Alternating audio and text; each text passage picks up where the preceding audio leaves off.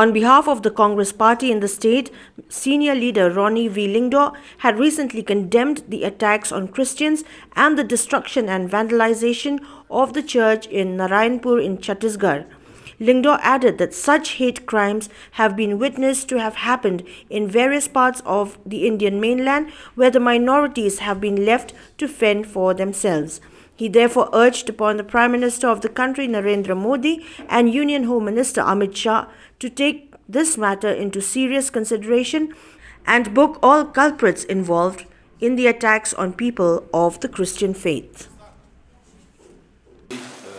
Lately, what happened in Chattisgarh, where a church was vandalized, and we would like to we would like to condemn this act of vandalism, of atrocities against religious minorities, and we'd like to urge all the authorities concerned, right from the Government of India, Government of Chattisgarh, to take strict action against the culprits and arrest them and punish them as per the law of the land. And we express our sympathy, we share our sorrow with the brethren in Chattisgarh, Jabalpur, who had to face this atrocity, discrimination by the antisocial elements, who've even had the courage, temerity to vandalize a religious place. For the Christian community, that is a very, very sacred place.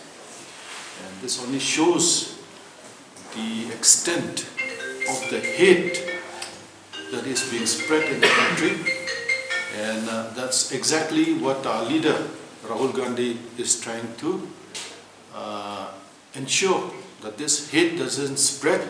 Now its spread is come even to the extent of, physically attacking the Christian minorities there, vandalizing the church there, only shows, to what extent this hatred has percolated in the country, where minorities who are very vulnerable, who have no means of protection, are being attacked, discriminated upon, physically attacked.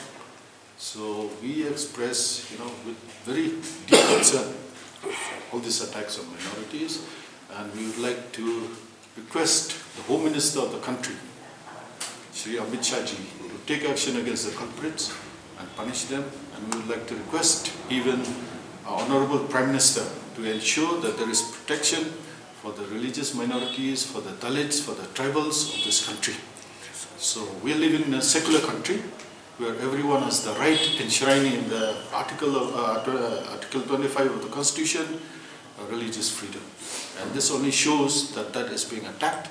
The Constitution is being assaulted. In fact, we are afraid that we will no longer get protection as per laws and acts enshrined in the Constitution.